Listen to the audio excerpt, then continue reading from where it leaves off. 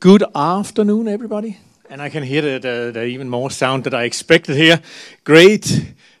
Dear students, guests, colleagues, and of course, our esteemed Professor Stephen Eppinger. Welcome. Welcome to today's DTU Ørsted lecture, as we call it.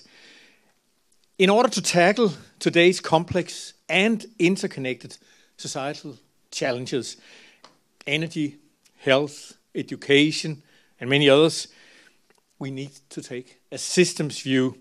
We need to think large-scale system designs and management, and we need to architect engineering processes and their interfaces. Professor Eppinger from MIT was therefore the obvious choice for this lecture. And we are certainly honored to have you here today.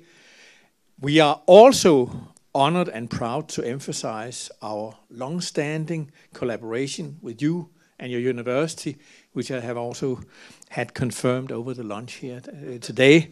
Very nice to hear about that, especially in engineering system design and product development, especially with DTU management and DTU mechanical engineering.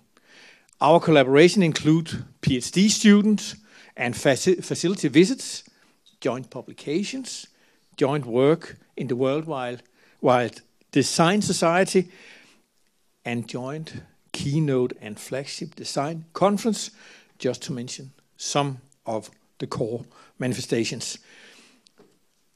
Our esteemed guest today, Stephen Eppinger, is a professor of management science, innovation, and engineering systems at the MIT, Massachusetts Institute of Technology, of course, Sloan School of Management, where he holds the General Motors Leaders for Global Operations chair. I'm sure many of you are familiar with Professor Eppinger's work. He has co-authored a leading textbook entitled Product Design and Development. And not only has this book recently been released in its 7th edition, impressive, it has also been translated into several languages and used by hundreds of universities around the world, and hundreds of thousands of students have benefited from this book. For sure, every engineering, design, product development, and design and innovation engineer graduating from this university, and I also believe that there's a number in this group today, like industry representatives in the audience here, will have used this book as a core reference. Professor Eppinger's research focuses on product development, engineering systems design, and technical project management, and has been applied to improving complex engineering processes in a wide range of industries. Some of the industries that Professor Eppinger has consulted include General Motors, Apple, Swisscom, just to name a few. And we'll be hearing about one engineering system analysis and development approach in particular. I'm told the design structure matrix, DSM, and DSM has proved to be extremely valuable in handling complexity.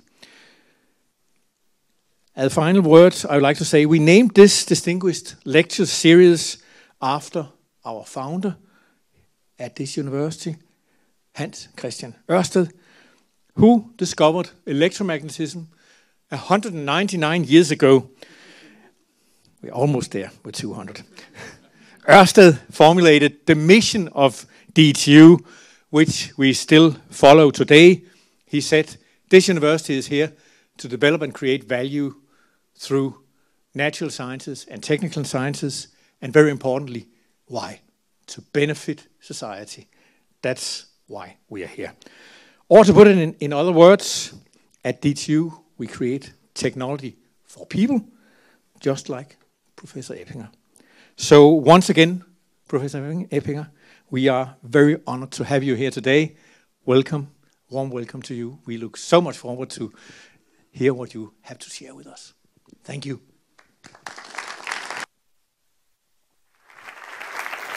Thank you.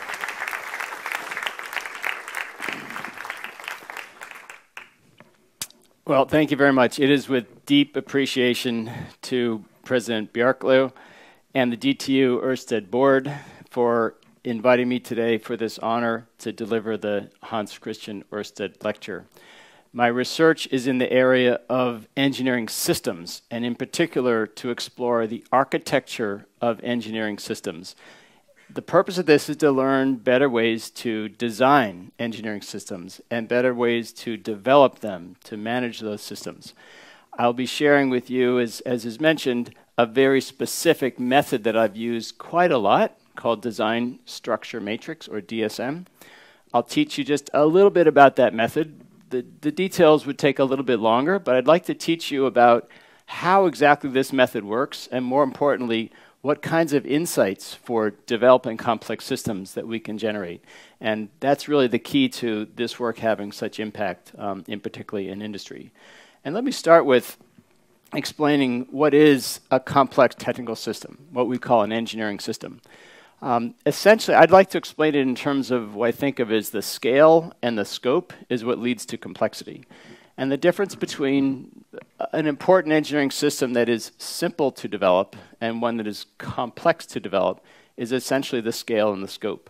So on the left, you see an example. This is a device developed by a team of people that I know. Happened to have only 10 people, and it took about 2 years.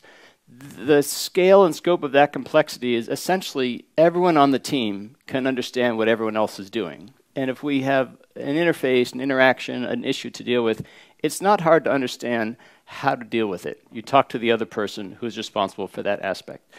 On the other hand, a project of much larger scale and scope that involves hundreds or even thousands of people, it's basically impossible to know everyone. It's impossible to know who's doing what. With whom do I need to work and coordinate to manage a specific interface? And managing those interfaces is how we create value. It's how we create integration, all those many components flying together in formation, as we say. That's done through a mechanism that in engineering systems research and in application we call integration, connecting, integrating the work, integrating the components, creating performance. And that's just incredibly hard in a complex system. So the realm in which I work is these complex systems. Now, as you know, we don't develop those things at MIT or generally here at DTU either. So the research lab I use is out in the world. So the kinds of companies that I work with have complex systems to develop, complex systems to manage.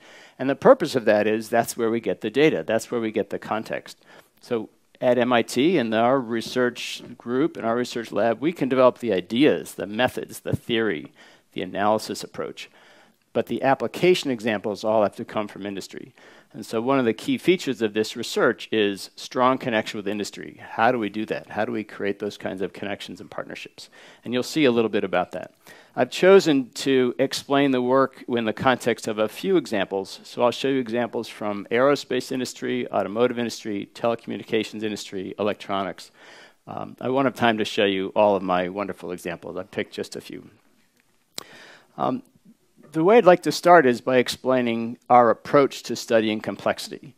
And the approach says that these systems are complex, not just because they are of large scale and scope, but that large scale and scope leads to complexity in 3 fundamental domains: the product, the process, and the organization.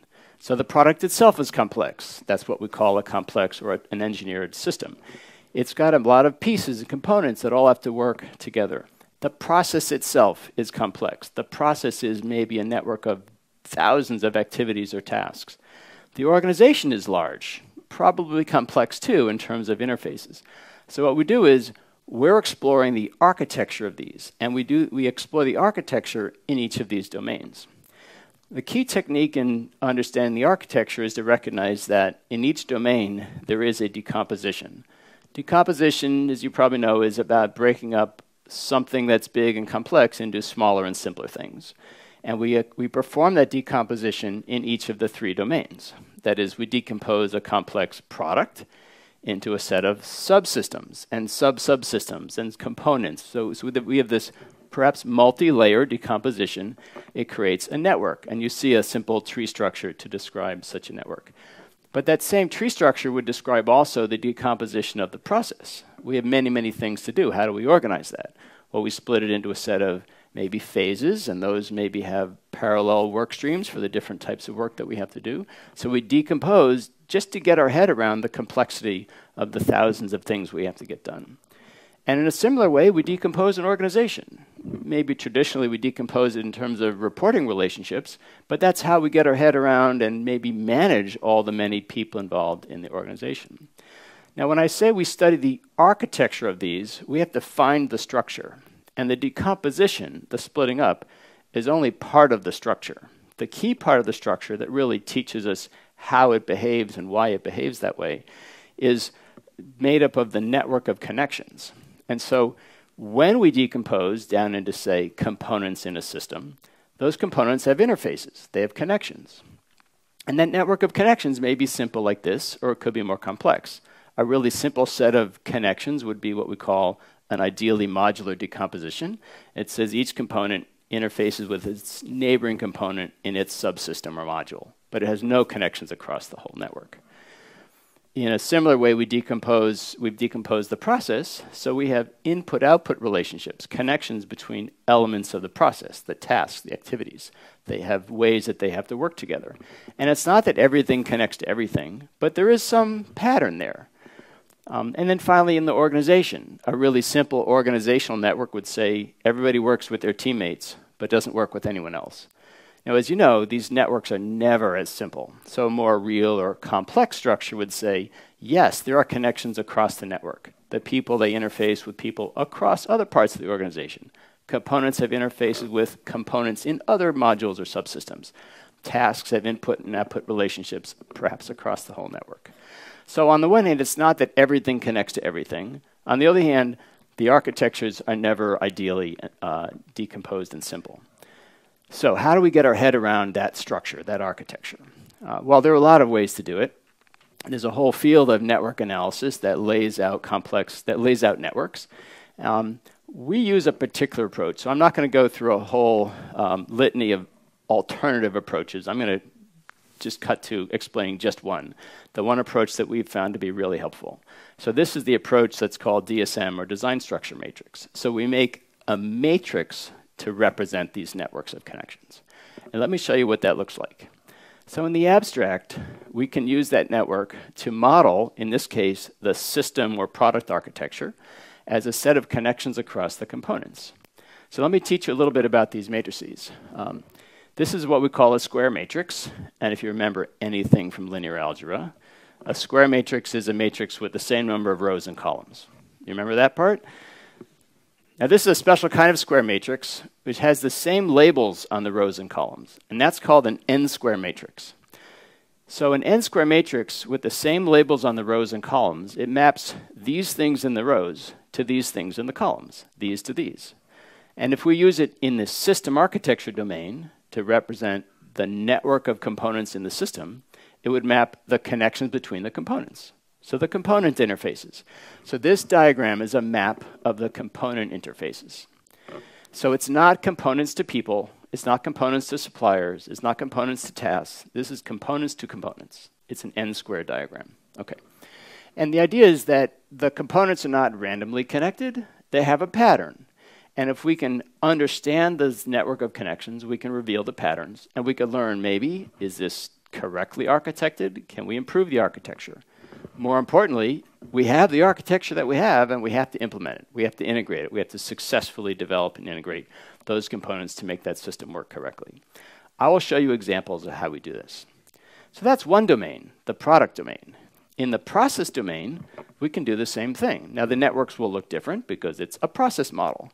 And process models have directional flow to them. Activities have inputs and outputs and so forth. So I'll teach you a little bit about how this particular type of modeling works. Also, a process model will represent the network of tasks or activities. We write them down on the side, we write them along the top, we order them in a certain way, and we can reveal the process flow. And we can identify, why does the process take so long?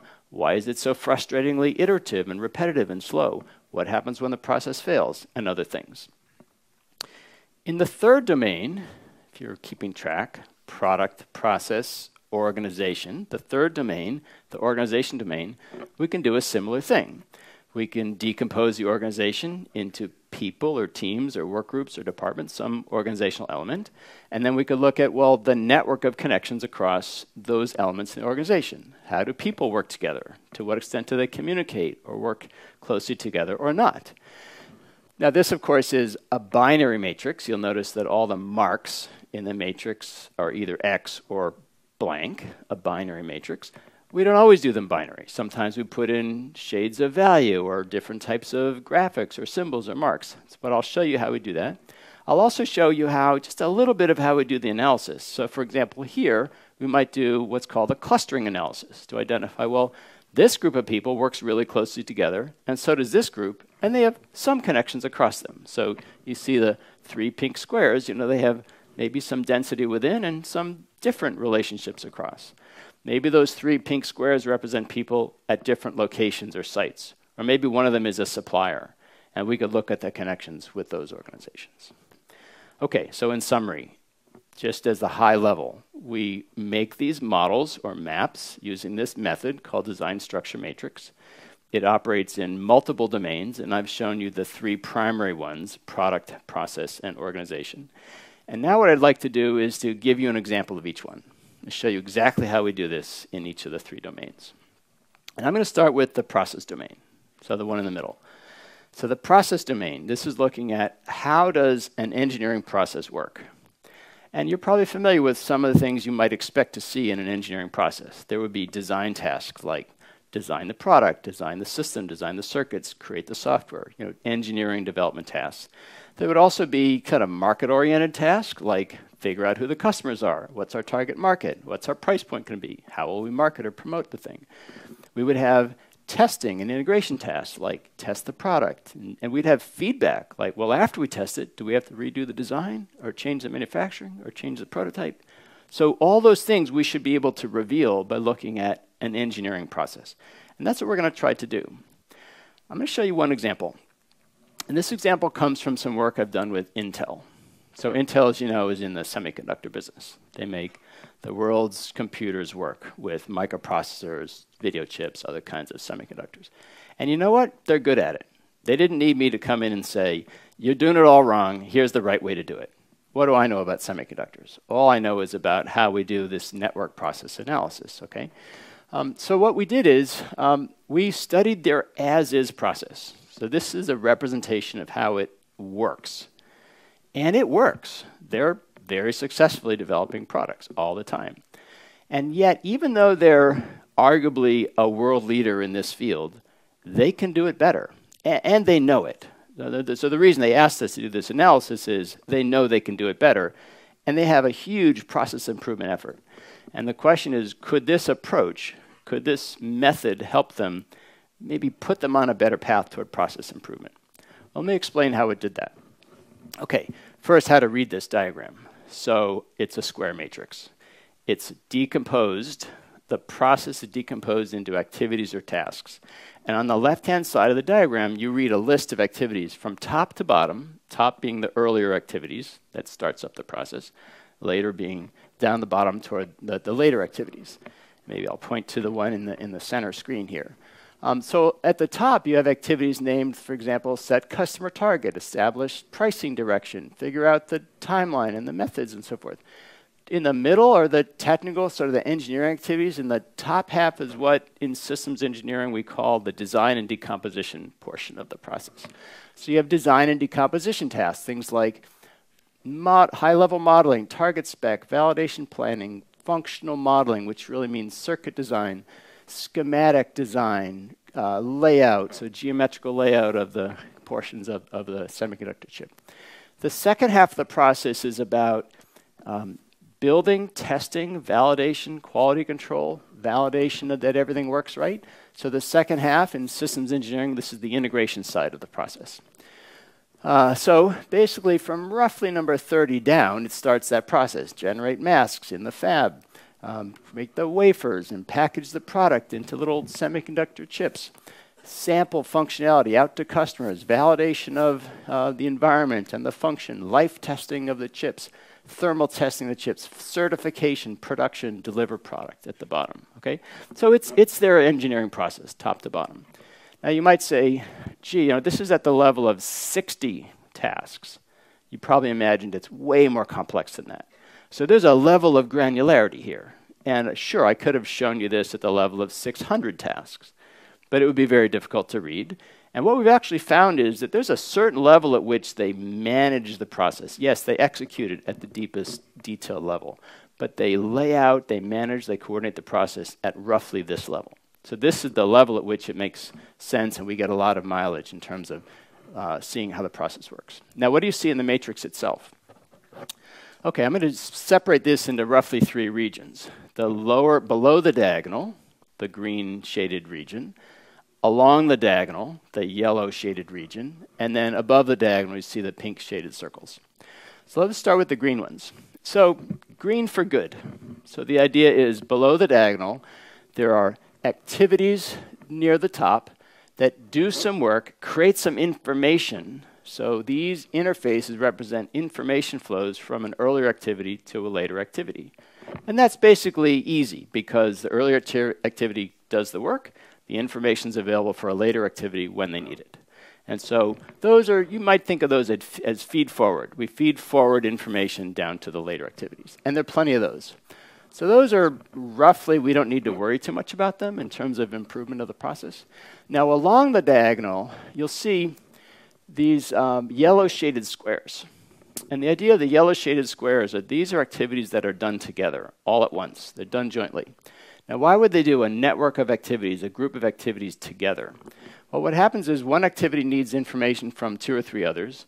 Those activities need information from some others. Those activities need information from some of the same others.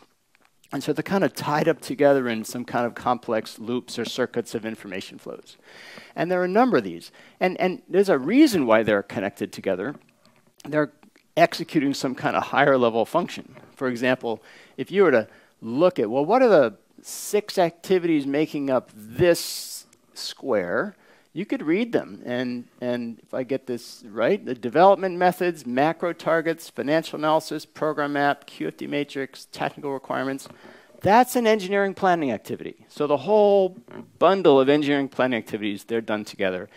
And what it means when they're connected in such a coupled square says, you're not done with any one of them until they're all done, because they affect each other. And some of these coupled squares of activities nest with each other. So like here's a group of 10 activities. They iterate, solve that design, layout, sort of engineering, circuit design problem. They figure that out. They do a number. So essentially, they figure out this circuit design that's called functional modeling. They do a number of types of analyses. And this sets up what we call a planned iteration. So they plan to execute these design and analysis activities together. The design creates some results that are then analyzed, and then they redesign it. And that planned iteration, you might think, you know, 1 or 2 iterations and you're done. Well, it depends how complex it is. They may execute 5 iterations, maybe 10 iterations, which is to say they'll redo the design after analysis multiple times. That planned iteration, I call that a good iteration. So that's not a failure. That's just a complex problem and how it's solved through an iterative approach. On the other hand, the pink shaded circles, the marks above the diagonal, these represent, you might call them feedbacks. A later activity does some work, reveals a problem. And the way we solve that problem is we go back to earlier activities which were done. They were done, they were not expected to have to iterate again. And so these are kind of probabilistic. That is, in some sense, we might take this feedback path, we might take that one. At Intel, when we showed them this model to the engineering managers there, they called these failure modes.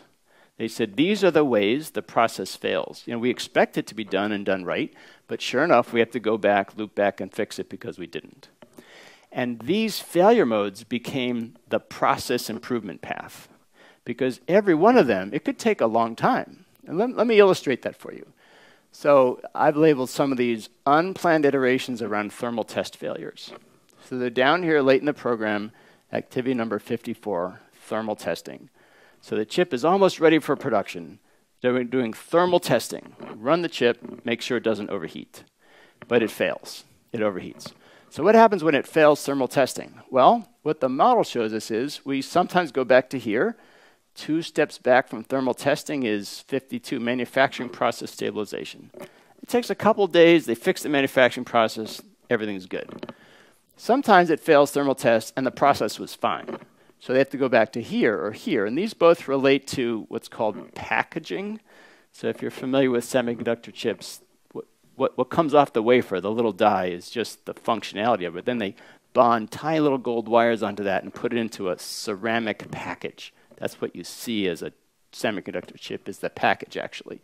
And what's happening is they have to go back to package design or packaging. Why? Because it's the package that's not dissipating the heat correctly. So you have to go back and figure out a new package of material or shape or size or design or something to make it properly pass the thermal test. And that could take weeks.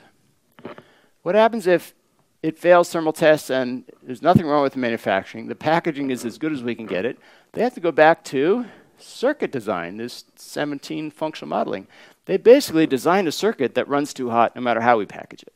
So now they have to iterate the circuit design again. And no, they hadn't planned to do that. And that could take months. Not because circuit design itself takes so long, but after you get that, you've got to run through a whole bunch of the other activities to make sure some of them have to be repeated. So you could think of the above diagonal pink shaded circles as risks. So these are, well, I call them unplanned iterations. They're unplanned feedback paths, which they only take sometimes, depending on exactly how it fails. So just to finish the story with Intel, this helped them figure out, well, how do we make our process better? And of course, now that I've explained it to you, I'm sure it's clear to you. You make the process better by reducing those risks. So how do you reduce risks? So the traditional risk analysis approach largely applies here. Identify the probability of the risk, identify the impact of the risk. You could multiply those two together, get an expected duration, for example, or impact of each risk. You could Pareto those, fix the biggest ones first. That's exactly what I recommended. They said, Professor, you got the wrong idea. You've finally shown us all of our failure modes. We're just going to fix them all. So I did this fancy analysis of risk analysis, said, no, we're going to put a process improvement team on every one of those risks, and we're going to make them all go away. And that's what they did. So they found ways, for example, how do you make the thermal test not fail? Not fail due to manufacturing process problems, not fail due to packaging problems, not fail due to circuits that just run too hot. And that became the process improvement path for several years, actually.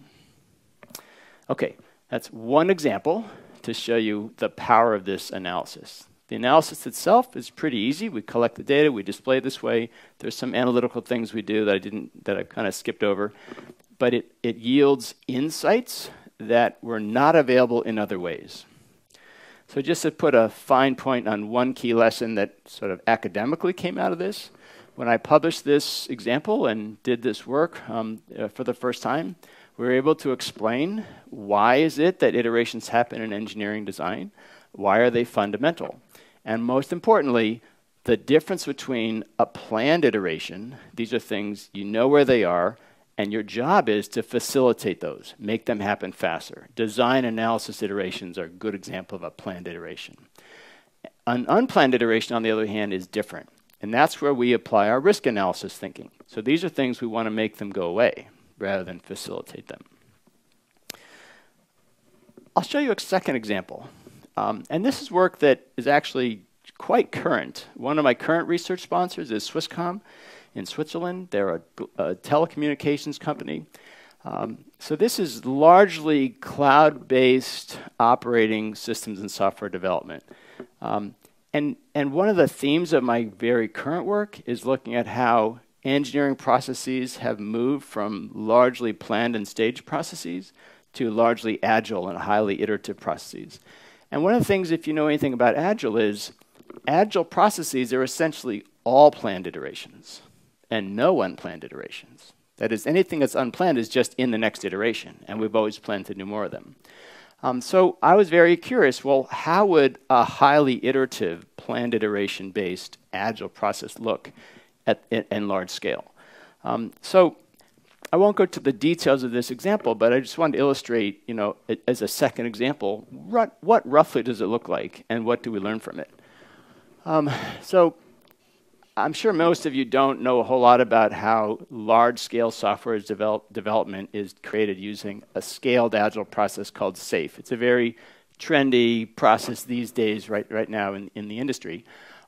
But the key thing that it does is it lays out multiple iterations at a time, typically 5, a series of 5 iterations at a time, which takes about 10 weeks. So it's a certain way to kind of scale up the general principles of Agile into large-scale engineering. So and so at the low level, 5 iterations, which they call sprints, 5 sprints make up a PI, a program increment. And the idea is that there are iterations happening at the low level within the teams every day, every week, every 2 weeks is a sprint. There are iterations happening at the planning level, and those are happening roughly quarterly. Quarterly planning, which they call product increment or program increment planning, PI planning, and those happen about every 12 weeks. And so there's feedback happening from the release that happens toward the end of each of these PIs back to the planning process. There's feedback from that planning process to the kind of the global quarterly and sort of corporate planning process. And these things have actually all been incorporated into a modern and a more agile process, even at large scale in software. So this work over the years that has looked at the process models has stood the test of time. We've been able to model this for dozens of organizations. I've shown you 2 examples in very different industries. What I'd like to do now is to say, well, that was just one type of model, the one in the middle, the process model. I think to make this a complete lecture, I should show you an example of the other 2 types. So I want to show you now an example of the organizational design structure matrix. So same basic idea, we lay out in a square matrix a network of connections. But now we've decomposed the organization into things like people and teams and work groups, okay? And the connections across them is going to be the nature of the structure, the architecture, the network we look at. So let me show you how this will work. And I'll show you an example from the auto industry, from General Motors. And this is a classic example of this because General Motors has, let's just say, a traditional organizational structure. And I'm going to be able to suggest for General Motors a more appropriate organizational structure. Now, honestly, as an engineer, I never thought I'd get into org design. And that's a social science realm. But even the org design folks in social science don't generally approach it this way. You'll see that this is based on actually how the people need to work together. So let me show you how this works. Okay, so the example here comes from development of an internal combustion engine. So this is what's in 99% of automobiles still today. Someday I'd like to find that these are extinct, but for now, this is still a really important field. So the way General Motors organizes developing an engine is, well, they split the engine up into a bunch of components. And then what's done in almost every industry I've ever worked with is they assign a team to every component. That's not an unusual mapping. One component for each team. So in this case, they split the engine up into things like engine block and cylinder heads and camshafts and valve trains and all that. So you may be familiar with what some of those things do. And then each component then has a team, a component development team, CDT, or they call it a PDT, a product development team. And let's assume for the moment every team knows what it's doing. It's got the right sort of concurrent engineering cast of characters to do their component. The question is, how do they work across the components to make the engine work, not just to have a good crankshaft, right? And the answer is they need to manage this network of connections. So here what we did is we asked each team how frequently, that's the units of analysis here, how frequently do they interact with the other teams? Do you interact with them daily? Do you interact with them weekly, monthly? So very crudely assessed, a very simple assessment. Each team had to tell us daily, weekly, monthly for the other 21 teams. We put those data into this matrix, and well, now we try to make some sense out of it. Well, as pretty much every company reminds me, for as soon as I get through the door, they say, we already know how to do this. Why don't we just tell you how we're doing it now? And I've always found that the existing way of doing it is a very useful starting point because it allows us to ground our work in incremental changes, which are much easier to adopt. Okay, so how are they doing it now? The way they're doing it now is they split the engine up, actually not just into 22 components, but really into 4 subsystems, and then a set of components within each. Another way to think of it is they group the components into subsystems. And they do what they call systems engineering, which is to say they engineer the subsystems and the components, and they try to get the components to work together in the subsystem before they get it to work in the whole system. Okay, this is the layout of the subsystems. For example, the short block, think of it as the bottom of the engine. It's comprised of 6 PDTs. The induction, that's where the air and the fuel mix together. That's another 6 PDTs. Valve train, that's the top of the engine. Emissions and electrical, you know what that is. So essentially, each PDT is on one of these subsystem teams. And what they do is they meet. They work together. They meet every other Thursday afternoon. Thursday afternoon, all the system teams meet. The people on those teams get together and they talk about, you know, how do they get their set of components to work together. So now if I were to put that in the matrix, here's what you'd see. Essentially, I've clustered the component teams according to what subsystem they're assigned to. And so essentially what you see is inside the 4 colored squares, those are the system team meetings that happen every 2 weeks on Thursday afternoons. They're working across the teams to make, you know, to figure out how do you get the components to work together, to get the whole induction system to work correctly and create, you know, engine performance in that way. Well, that's fine, well and good, but what happens to all those marks in the white space? Okay, so the white space represents people need to work together, but there's no formal structure. There's no meeting. There's no way to make sure we get that done. That, to me, represents a huge opportunity. You know, what if there were a way to cluster this differently, such that maybe more of the interfaces happen inside the meetings, the teams, the formal structure, and fewer of them, we just hope for them to happen correctly outside of those, right? Okay, so obviously what comes to mind is clustering analysis, right?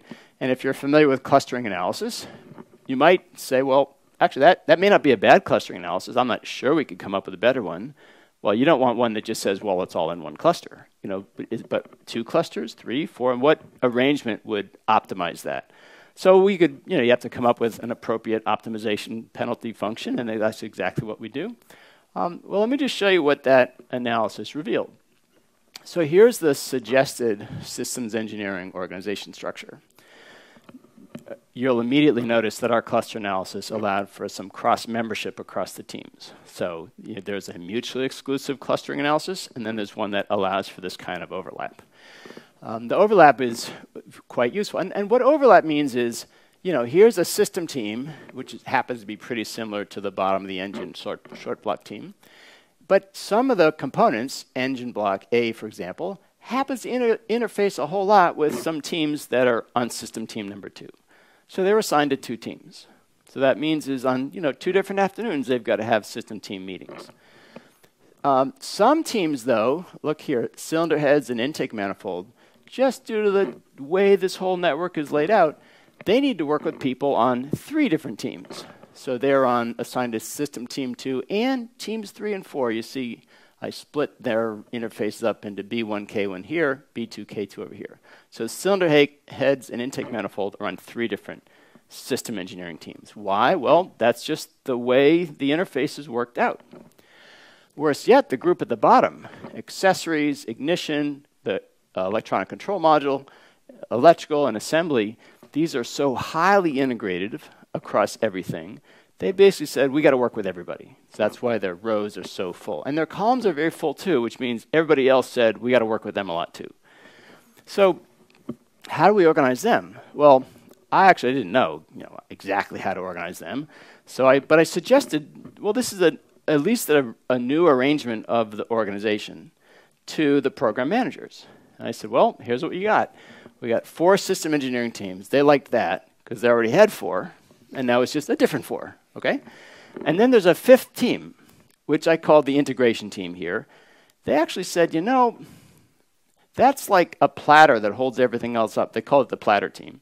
And the idea is that these are the teams that are so highly integrative. What system engineering team do you put them on, right? So here's what they did. They assigned system team 1 to meet on Monday afternoons. System team 2 to meet on Tuesday afternoons. Team 3, Wednesday. Team 4, Thursday. What do you suppose they told the integration team to do? Meet on Fridays, right? But more importantly, they said, well, look, if you're on, for example, lubrication I, you got to meet on Monday and Tuesday. And if you're on, 3 different teams, you got to meet every 2 weeks to 3 different system team meetings. And they said, these guys at the bottom, maybe what they should really do is go to all the other system team meetings. What they do on Friday is probably less important, but really critically, they've got to interface with all the other teams. That's what their job is. They're highly integrative components and subsystems. So that's exactly the organizational structure that they implemented. This is the diagram they literally put up on the wall. They said, the matrix is nice, professor, but we just need to know who's on what team. And so this is, and the result of this was this engine program, which was in the first half. It was still in the design phase when we had this, if you will, intervention. We did this analysis, suggested this structure. In the end, I went back to them 2 years later and asked how did it go. They said it was the smoothest engine integration phase, that is ramp up into production, than we've ever had before. So this new structure made a huge difference to them. Okay, I've shown you 2 examples, process, organization. The third dimension, the system or product architecture. I'm going to call this system architecture because mostly in the literature we call this product architecture, but those of us who work in engineering systems, we think of it as it's the architecture of the system and the way it breaks down. So I actually like to use the language system architecture. Let me show you an example of how this looks for a system. Okay, so what are we going to do here? We're going to break up the system into what? Subsystems, components, modules, smaller pieces. And we're going to ask, how do they interface together? What's the pattern? What's the architecture of that set of connections? I'll show you an example from the aerospace industry. So this comes from some work we've done with Pratt Whitney. So Pratt Whitney makes jet engines on the big commercial jets. They also make military jet engines. So big compressor, turbine engines. Okay. So what's the architecture of this kind of system? Well, the idea here is we decompose the system into subsystems, and there are 8 subsystems. And there, I'll just name them for you. From front to back of the engine, there's a fan subsystem. There's a low-pressure compressor. There's a high-pressure compressor. There's the combustion chamber, which is sometimes called burner diffuser. There's a high-pressure turbine and a low-pressure turbine. So front to back, that's how they run that Carnot cycle, create thrust. There's also 2 more subsystems that are more distributed throughout the engine. One is called mechanical components. The other is externals and controls. And these are things like ducting, piping, shrouds, wiring, things that even the main shaft that keeps everything rotating together. So things that are more connective and distributed around the whole engine. Okay, now the matrix itself, those subsystems are then broken down into, of course, many components, things like fan blades and compressor vanes and bearings and whatnot. And so there are 54 major components, the making up, and they're organized into those 8 subsystems. Now, for those of you who study engineering systems, you might look at this and try to reveal something about this pattern, okay? One of the things that this pattern might tell you is, okay, if these red and pink marks represent the interfaces between the different components, for the most part, each subsystem has a lot of interfaces inside and relatively few across. That is, it's more white space outside the black squares than inside the black squares. And let me just say, that's not just a simple observation. That's statistically significant. In particular, the first 6 subsystems are much more modular. And by modular, we mean a lot of interfaces inside, very few across. Whereas the last 2 subsystems that are so connected across, they're actually less modular, right? They have, fewer connections inside, a whole lot across. Now, what would that mean? If you were developing one of those components, let's say it was your job to work on, I don't know, a turbine blade or something, inside here, you'd be very connected to your other turbine component engineers, and you'd be less connected to, a fan blade engineer. On the other hand, if you were working on, I don't know, a shaft or a shroud or something that's in part of externals and controls, you wouldn't have as much connection inside, but you'd have a whole lot of connection across because your job is, making sure the whole thing integrates and fits and works together. So this was the first time that engineering systems were looked at in this way, in terms of what's the layout of the network of connections. And what is the impact of that network of connections on the kind of integration of it, getting it all to work together? One organization that took this to heart is another in the aerospace business. You may be familiar with NASA, the space agency in the United States. NASA took this and layered onto it what NASA's been pioneering, which is a method called technology readiness levels to assess component technology risk. And they used this in the following way. They said, we can create a version of the matrix. I'd done a number of sort of numerically weighted versions of this matrix. They did one version of it where they would weight the interfaces between the components based on how risky is each component. Now, what would make a component risky? It's brand new technology. What would make a component less risky? It's been used before. So, for example, if it flew successfully to Mars on the previous mission, it's carryover technology, low risk. High readiness, low risk. Something's more novel, never flown to Mars before, never landed on Mars with an airblade, parachute, deployment system like that, a more high risk, okay?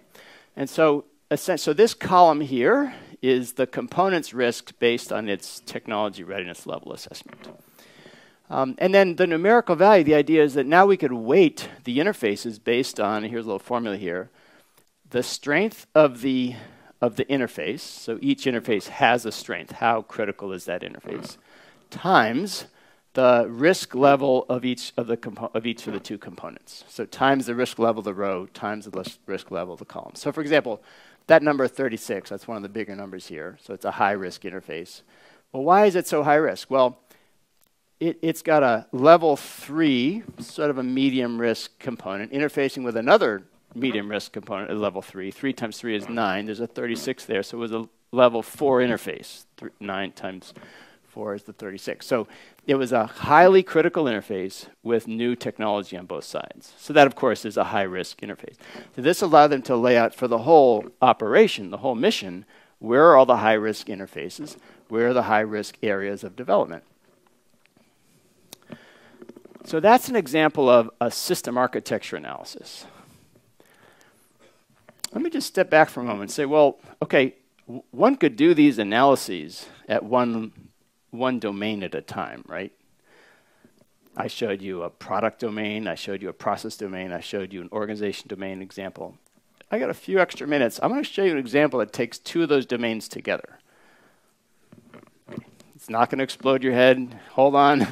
I'm going to make this work. All right, so here's the idea. I'm going to ask the following question. If I've got a map of the system architecture, and I have a map of the organization architecture, are they similar? Now, why might they be similar? Well, basically, why do people talk to each other? Well, I might talk to someone on another engineering team if what I'm doing relates to what they're doing.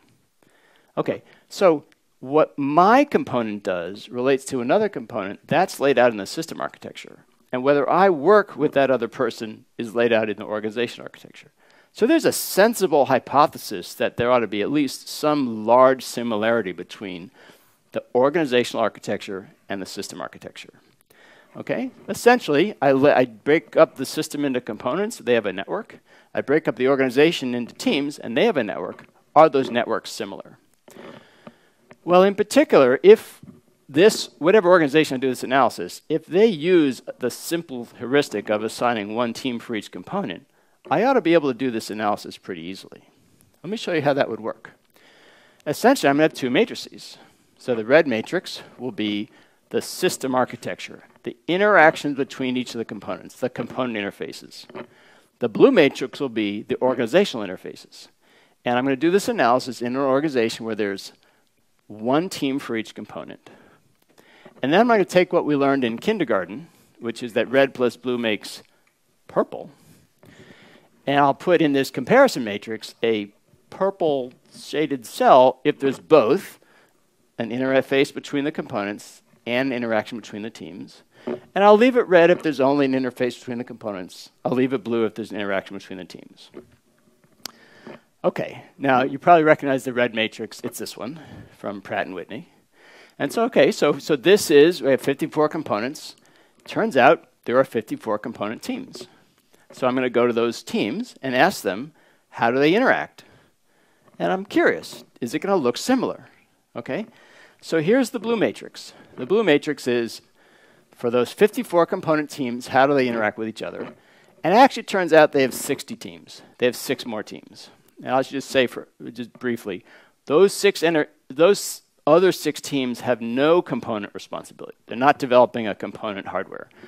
They're what they call system integration teams. Their job is delivering performance. So they have names like the thrust team, the noise abatement team, the fuel efficiency team. And those are the kind of the 6 high-level things that Pratt Whitney gets paid by their customers for. Okay, I could do some analysis with the 6 teams. Let's just leave that aside for a moment. Let's just look at the 54 by 54 component portion of this matrix and compare it to the red one. Okay, so we asked the question, is there any similarity between the two? The overall answer is yes. That's the overall answer, yes. And by yes, to quantify that, 90% of the cells in that matrix are either the teams interact where the components have an interface, or there is no interface and the teams don't interact. But if you look at the numbers here, of those 90%, the vast majority of them, there's no interaction. I don't know how much credit I can get for those. So think of it this way. Here's another way to put it. Of the 569 component interfaces in the red matrix, component A interacts with component B. 228 times, the teams don't talk to each other. So component A has an interface with component B, but team A does not talk to team B. Now, why wouldn't they talk to each other? Now, here's where I actually think the analysis of the mismatch is more interesting than the analysis of the match. Okay? So why wouldn't 2 teams talk to each other? And you could develop a number of, let's just say, explanations, or I'm going to call them hypotheses, because I'd like to test them. Okay? So one hypothesis or explanation might be, well, they don't need to talk about that interface because the interface has been standardized.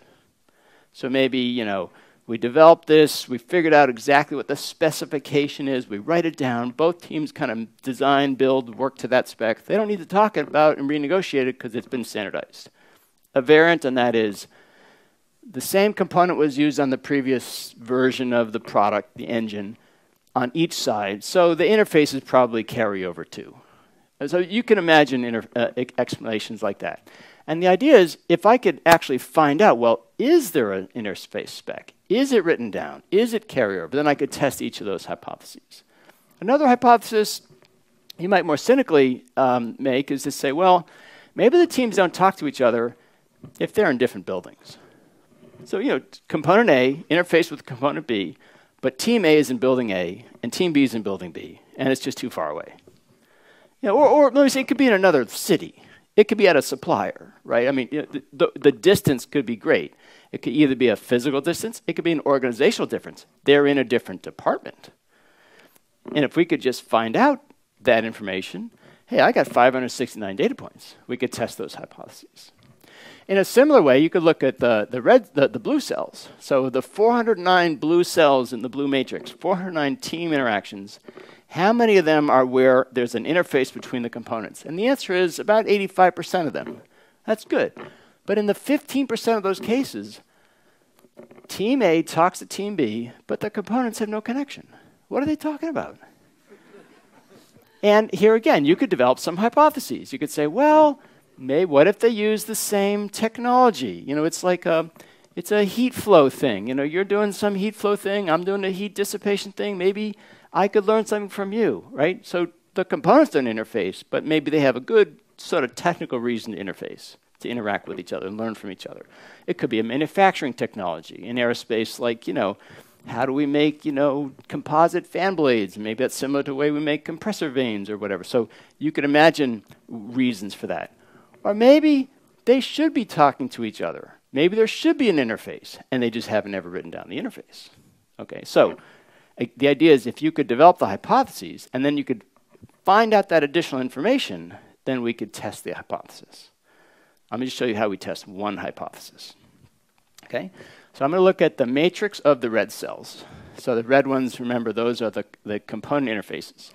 So this is the system architecture, and I've added in where there's a blue cell that overlaps. So this is red and purple. There's no, all the unmatched blue cells are not shown here. So again, of all the 569 component interfaces, 60% of them turned purple, 40% of them didn't. And the hypothesis I'm going to test is the one actually about organization of system boundaries. So what that would say is component A interfaces with component B, but those components are in different subsystems. And for each subsystem, there's also a subsystem team. So there are different organization subunits, and they're in different subsystems. And since those happen to be the same, I don't know, is this an organizational distance, or is it kind of a product architecture distance? They're the same. And so the way I would test that is say, well, is this 60-40 ratio, 60% purple, 40% red, is that sort of uniform across the whole matrix, or is there something special about the black squares? In particular, is it higher or lower inside the black squares and higher or lower outside? And the answer is inside the black squares, 79%, which is probably what you would guess. If they're inside the black squares, that means they're in the same subsystem. They're very likely to talk to each other because it's nearby organizational distance. And then outside the black squares, 48%, which is to say half of the time they don't talk to each other. So the vast majority of the mismatch, the opportunity to improve, the way I think of it, is outside the organizational boundaries. But just take that analysis one additional step further. Is there anything special about the difference between the modular and the more distributed subsystems? And so we look at this 48% number, which is, remember, that's the fraction of the interfaces they address by talking to each other outside the organizational boundaries of the system teams. And the question is, are these guys in the modular subsystem teams, the fan and compressor and so forth, better or worse at it than these ones who had this more sort of integrated purview?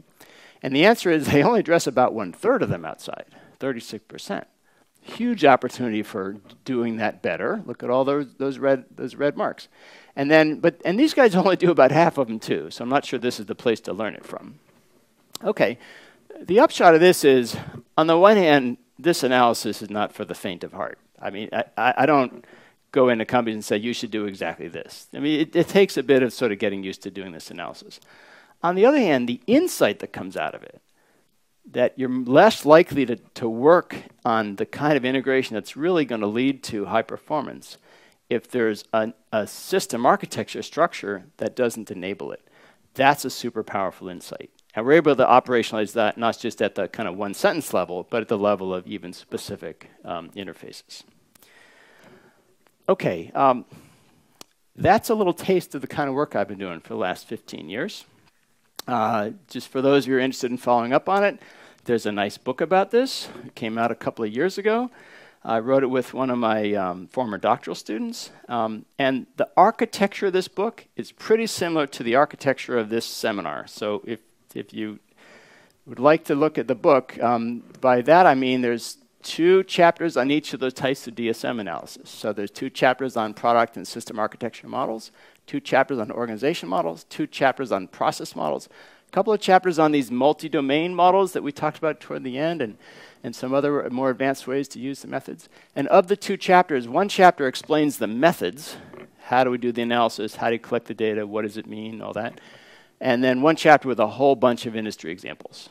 So I think there's a total of 44 examples across the different chapters.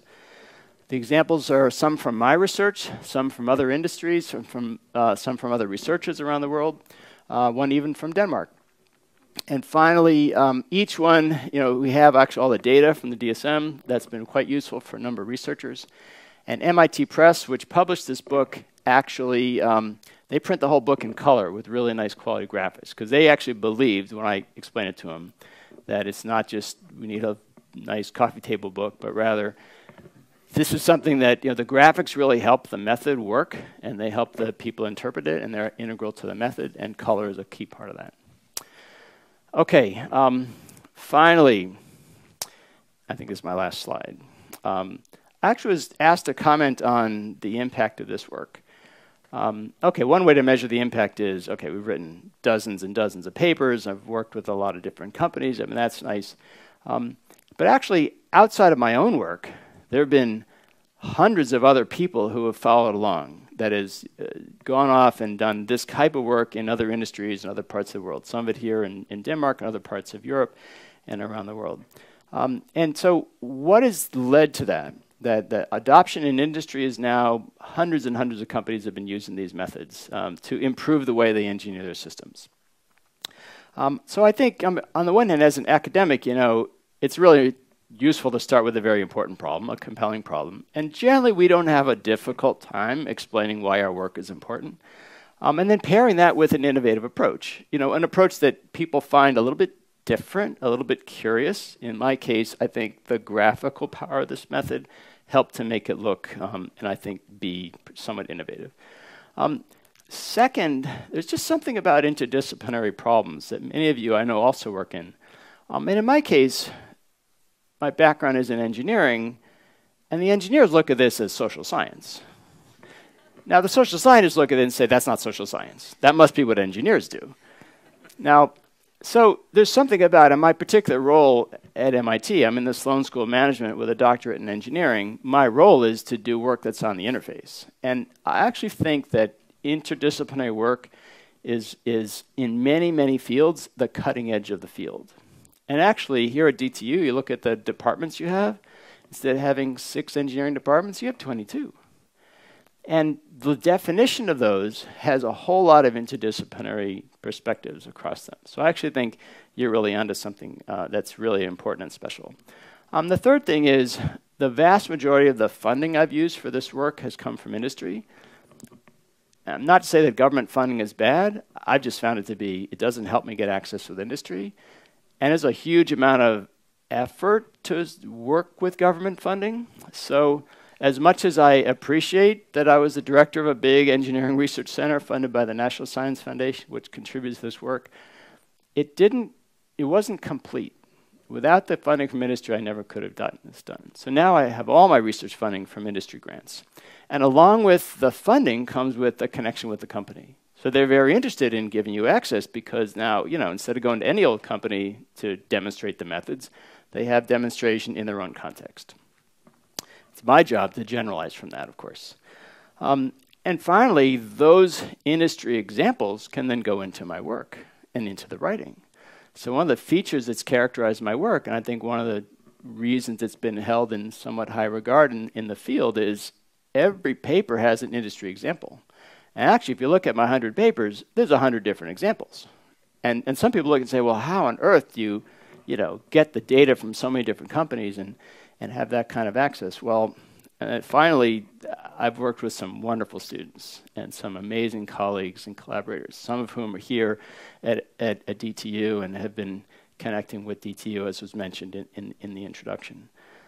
So this has been a wonderful type of work to be able to share with you, and I hope some of you learned a little bit about how we engineer complex systems as a result. With that, here's a kind of a graphical picture and summary, or if you prefer the examples, there's another graphical one. So I'd be happy to hear your reactions or take some questions if we have a few minutes for that before the reception. Thank you.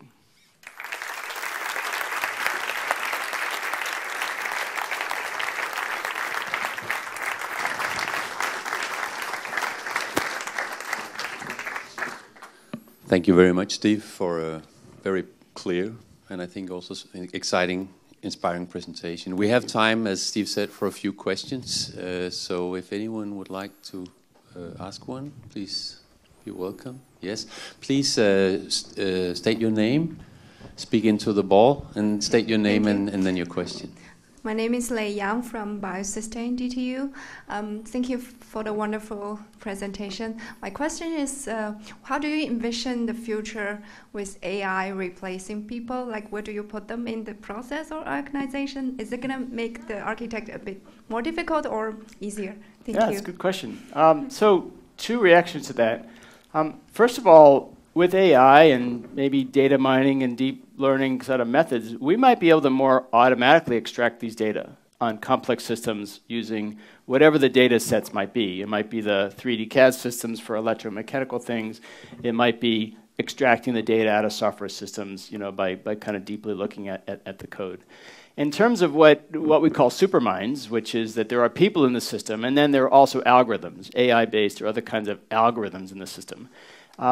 Well, what we know is that to make those systems work well, they're going to work together. And they're going to hopefully utilize the best of what people can do in terms of using intuition and judgment and experience, as well as the best of what the algorithms can do, which is using the real data in an unbiased way. My guess in terms of what the structures will look like is, of course, the algorithms have a wonderful ability to take in lots and lots of data. So you would see those as more connected.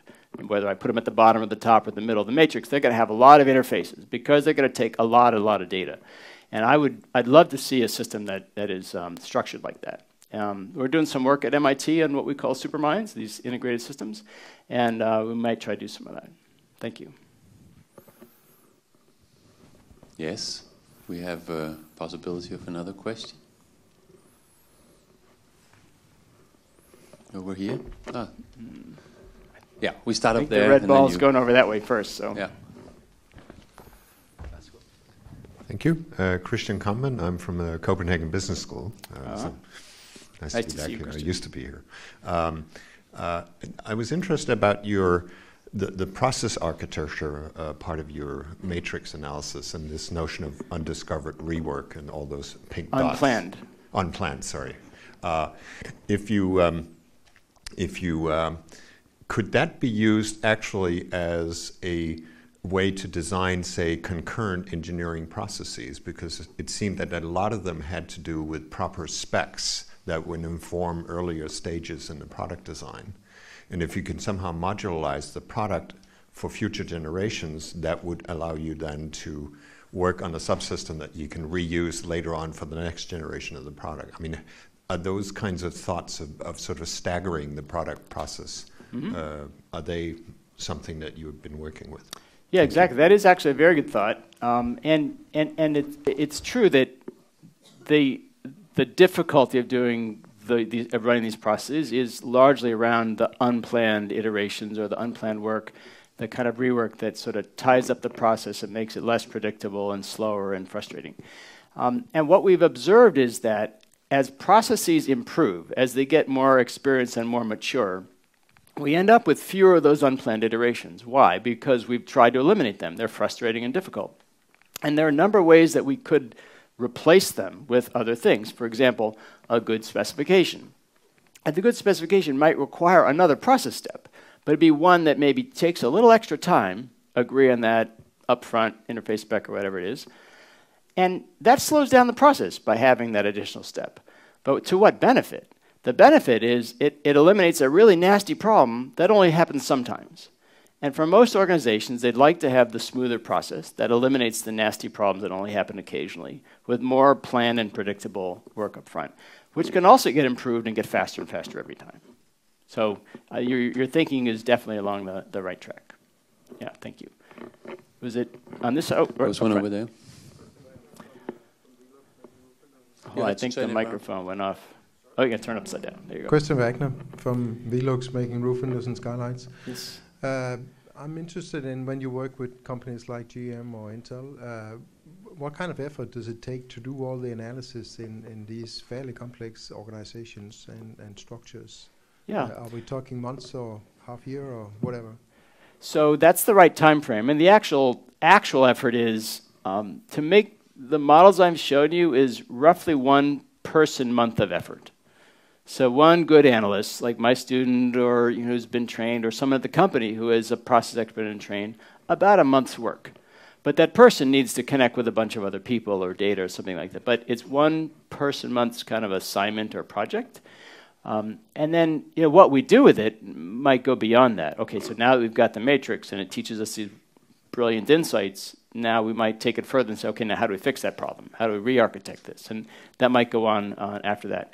Honestly, that's the part in which we at MIT get less involved. We're happy to develop the methods, create the ways to generate the insights. Okay, I think we will stop here. We have a reception going on afterwards outside, and Steve Eppinger will be there, so you may also have the chance to ask a question to him there. Please give him time to rest his voice as well. He's been busy now for an hour. So I would like to conclude this by thanking you once more for a very fine presentation, and let's give it a final hand.